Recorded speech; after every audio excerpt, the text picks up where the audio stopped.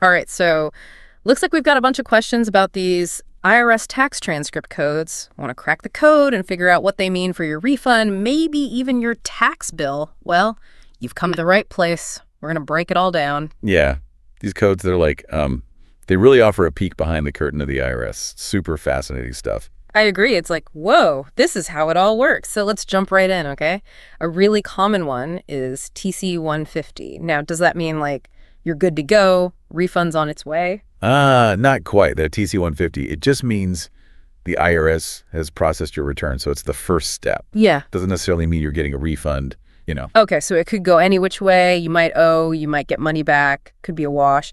All right, what about TC 806? That's a good one. That's all about your federal withholding, you know, the taxes they take out of your paycheck. Right. So it's like a credit potentially offsetting what you owe. So does it like ever make sense to kind of mess with your withholding during the year? Oh, absolutely. Some people, they want that big refund, so they adjust accordingly. Others, they'd rather just minimize their tax liability throughout the year. It really depends on your personal, financial strategy and all that. That's good advice. Okay, so let's talk about these refundable credits. Those sound pretty exciting. Which codes should we be looking for? So you want to watch out for 766 and 768. 766, that's for the additional child tax credit and the American Opportunity Tax Credit. And then 768, that's the earned income credit. Okay, those sound like they could really bump up a refund. But I'm always a little wary of that whole verification process. Seems like that could cause some serious delays. Yeah, you're not wrong. They definitely go through a more rigorous review. So, it's a trade-off, bigger refund, potentially, but maybe a longer wait. Okay, makes sense. All right, what about code 764? That one doesn't sound so good. Yeah, unfortunately not. So that 764, it means there might be an issue with the earned income credit. Could be a reversal, an adjustment, something like that. Oh, bummer. Yeah, and it often means a smaller refund or a delay. Okay, it's like just when you think you're in the clear, bam, another twist. Oh, that's taxes for you. Always keeping you on your toes. Speaking of twists, what about that, notice issued code 971? What's that all about? Don't panic if you see that one. It just means the IRS needs to get in touch.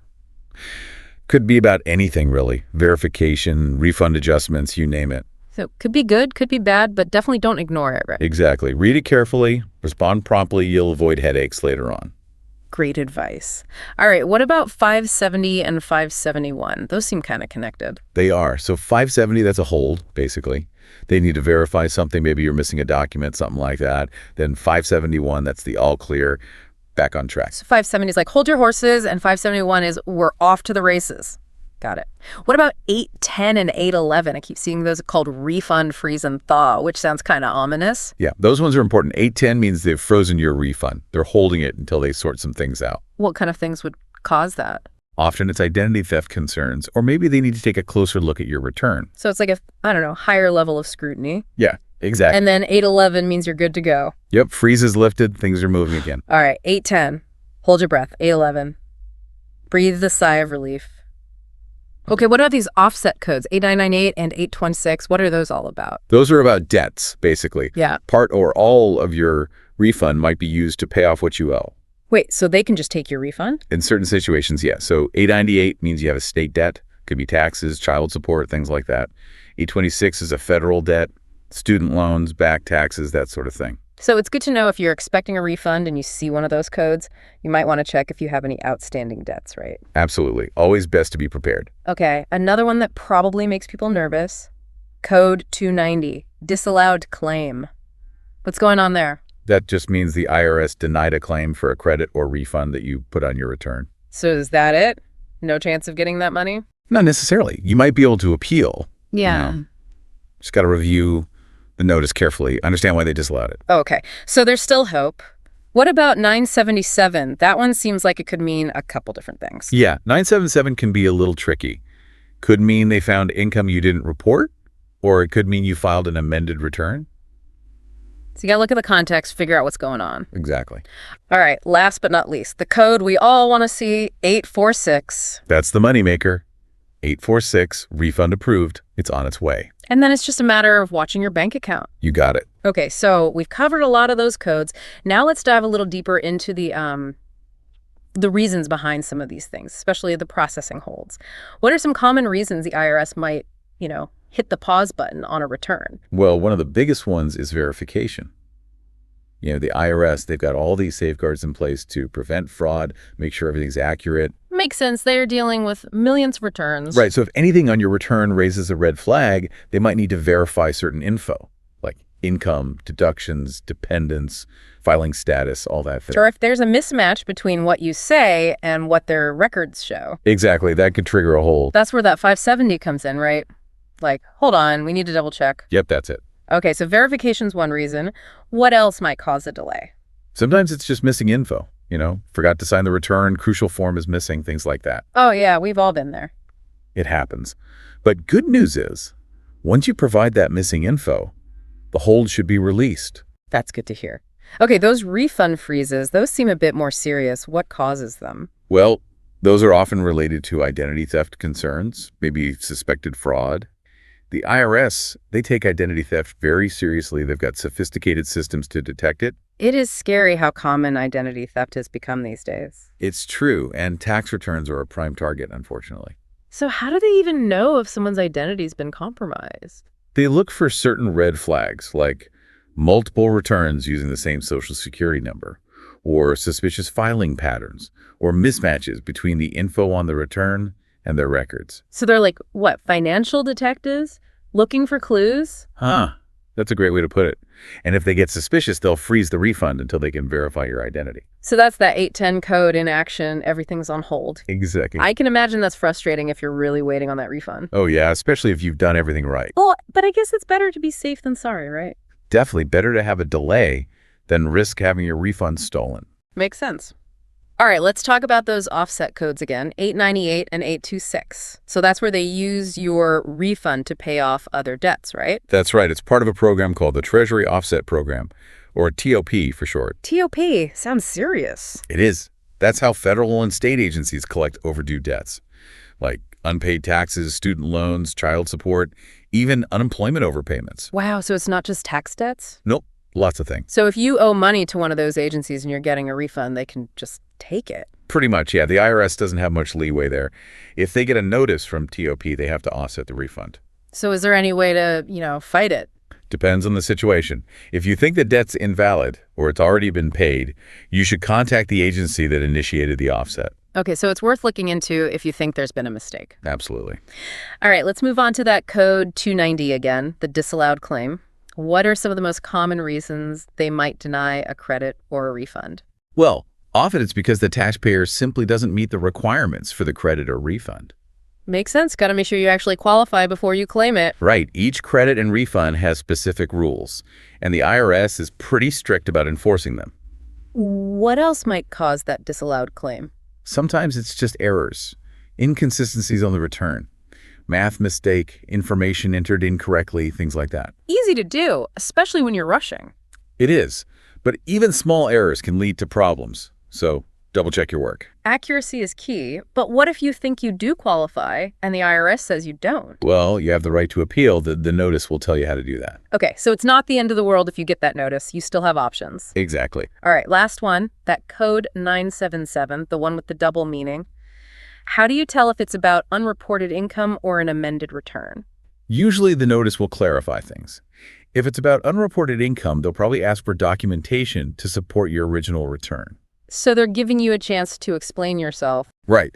But if it's about an amended return, they'll acknowledge that and maybe give you an update on its status. So 977, not necessarily bad news. It all depends. You got it. Okay, so really, all these codes, they're just tools to help you understand what's happening with your return. Nothing to be scared of, right? Exactly. Just information. Now, we've talked a lot about those individual codes, but I'm curious, what are some overall red flags that might indicate there's an issue with a return, even beyond those specific codes? That's a great question. I'd say if you're seeing multiple hold codes, a refund freeze, or an offset, that's definitely a sign that something needs attention. Might be a good time to consult with a professional just to be safe. Okay, so a cluster of those codes could mean trouble. Potentially, yeah. But remember, those codes, they're really just tools to help you understand what's happening with your return, not meant to be intimidating or confusing. Good reminder.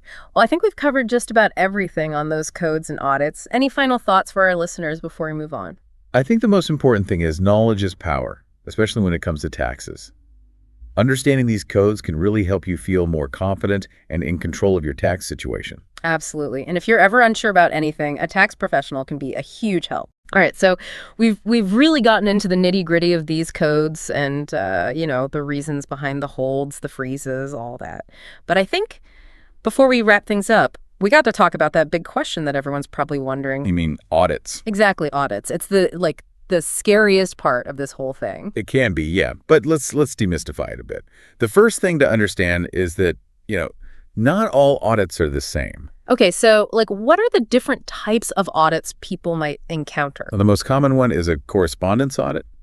Those are usually handled through the mail, pretty straightforward, and they typically deal with relatively minor issues. What kind of issues are we talking about? Oh, maybe you need to provide some extra documentation for a charitable donation, or there's a discrepancy in your income reporting, something like that. Okay, so nothing too major. Right. Most of the time, you just send in the requested documents, and you're good to go. All right, so that's the basic level. What about the more intense audits? So the next level up would be an office audit. That's where you actually have to meet with an IRS agent at their office. Okay, so things are getting a little more formal now. Yeah, a bit more formal, but they're still usually focused on specific items from your return.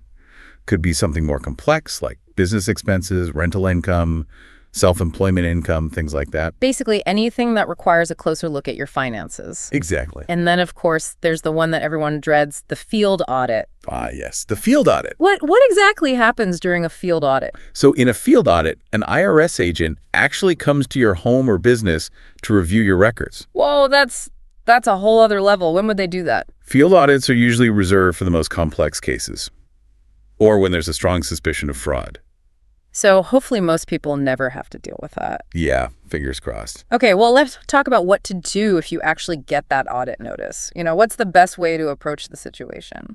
First of all, don't panic. It's easy to freak out, but try to stay calm. Getting an audit notice, it doesn't mean you've done something wrong.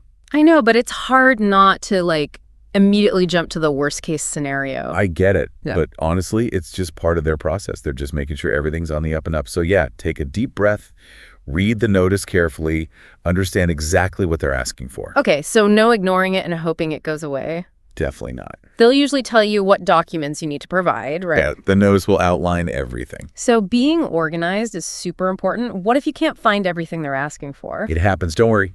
Just be honest with the IRS, explain the situation. They're usually pretty understanding if you're cooperative. Okay, that's good to hear. Now, should you handle the audit yourself, or is it better to get help? That's a good question. It depends on a couple things, really. How complex the audit is and how comfortable you feel with tax stuff. So if it's a simple correspondence audit, you might be okay on your own. Yeah, exactly.